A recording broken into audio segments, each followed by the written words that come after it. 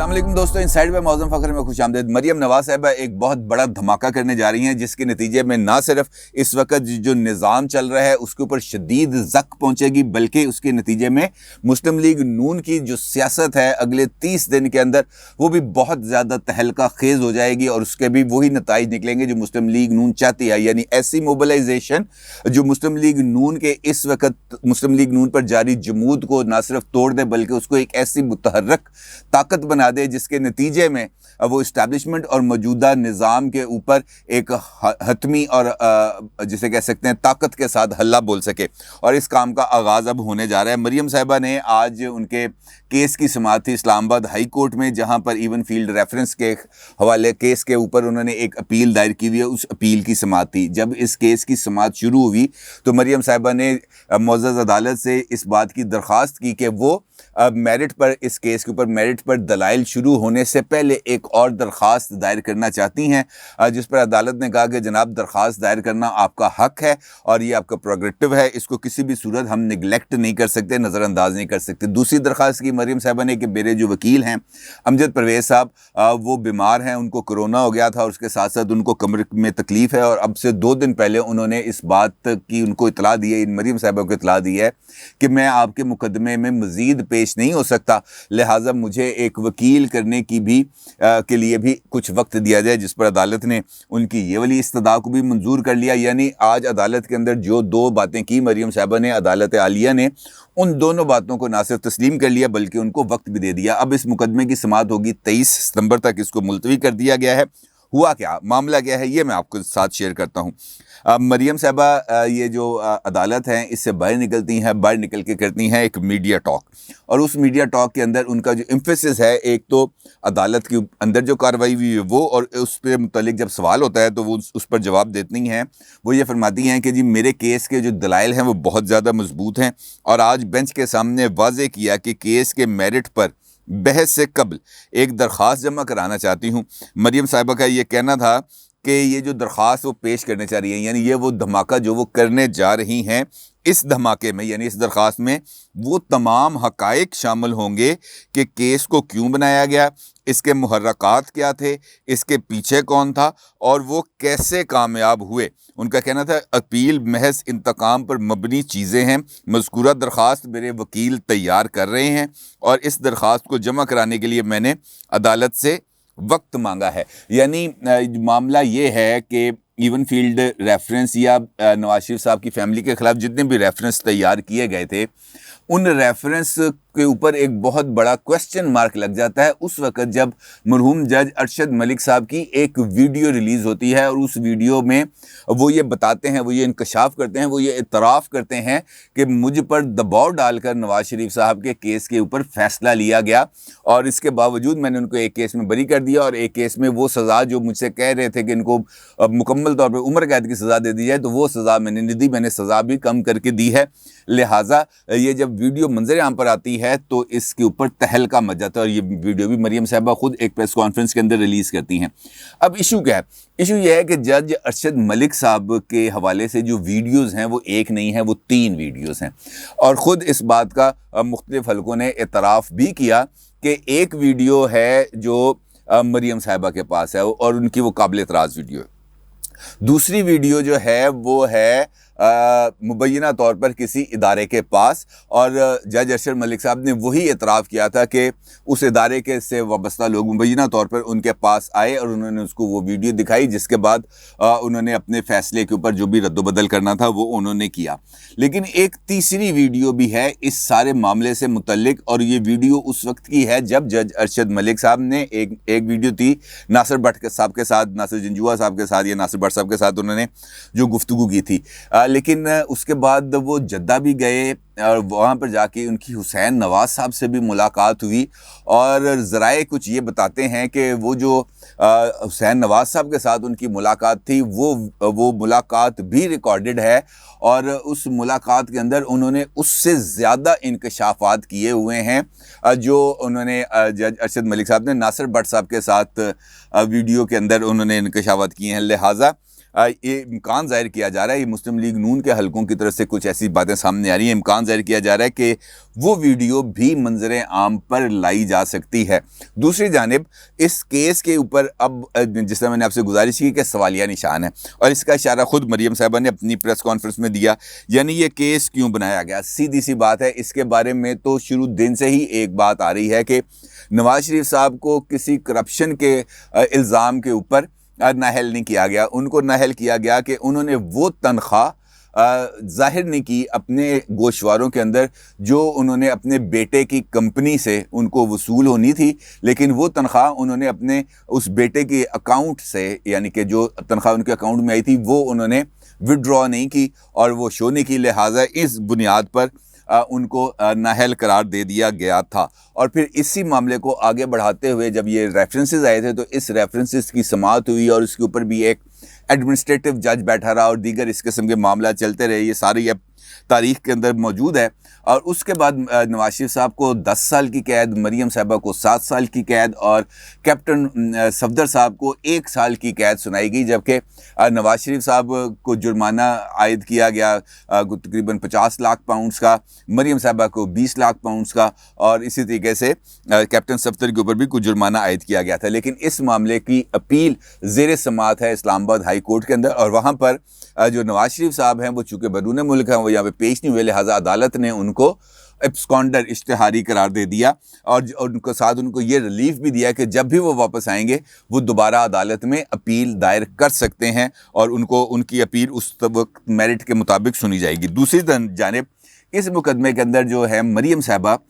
وہ ہیں آنت جرم کی ملزم، یعنی مرکزی ملزم اس کیس کے اندر نواز شریف صاحب ہے اور مریم صاحبہ اس کے اندر آنت جرم کی ملزم ہے، لہٰذا اگر اس کیس کے اندر ریلیف ملتا ہے نواز شریف صاحب کو تو الٹیمیٹلی وہ ریلیف نیچے شریک جرم افراد کو بھی ملے گا۔ اب اگر شریک جرم افراد جو ہیں ان کے مقدمے کی الگ سے سماعت کی جائے تو وہ جو ایک ریلیف ممکنہ طور پر ان کو ملنا ہے وہ ریلیف تھوڑا سا ویک ہو جاتا ہے۔ اب یہ جو محرکات جس طرح میں نے آپ سے ذکر کیا، مریم صاحب نے کہا کہ کیس کیوں بنایا گیا، اس کے محرکات کیا تھے۔ محرکات اس کیس کے جو ہیں وہ ہمارے سامنے آ جاتے ہیں اس صورت میں جب جج ارشد ملک کی ویڈیو سامنے آتی ہے اور اس ویڈیو کے اندر وہ انکشاف کرتے ہیں کہ کس طریقے سے ان کے دباؤ ڈالا گیا۔ مریم صاحبہ کہتی ہیں کہ اس کے پیچھے کون ہے۔ اب اس کے پیچھے کون ہے یہ تو میرا خیال ہے کہ اس وقت پاکستان میں موجود ہر ایک شخص کو معلوم ہے کہ اس کے پیچھے کون ہے، اور یہ وہی لوگ ہیں جنہوں نے جسٹس شوکت صدیقی صاحب سے جب رابطہ کیا تھا تو ان سے کہا تھا کہ آپ نے ان کو سزا دینی ہے، اور انہوں نے کہا کہ جناب یہ ان کی سزا بنتی نہیں ہے، تو اس پر ان کو یہ کہا گیا تھا، یہ انہوں نے اپنا خود تحریری بیان دیا ہوا ہے جسٹس شوکت صدیقی صاحب نے، تو ان کا یہ کہنا تھا کہ جناب آپ نے ہماری 2 سال کی محنت کو ضائع کرانا ہے، لہٰذا جو موٹیوز ہیں اور اس کے جو پس پردہ عناصر ہیں وہ اب آہستہ آہستہ کھل کے سامنے آتے جا رہے ہیں۔ اب مریم صاحبہ جو درخواست دائر کرنے جا رہی ہے تو یقینی طور پر اب ان کے پاس کچھ ایسے ایویڈنسز یقینی طور پر موجود ہوں گے جو اس بات کی طرف اشارہ کریں گے کہ نواز شریف صاحب کے خلاف اور مریم صاحبہ کے خلاف اور کیپٹن صفدر صاحب کے خلاف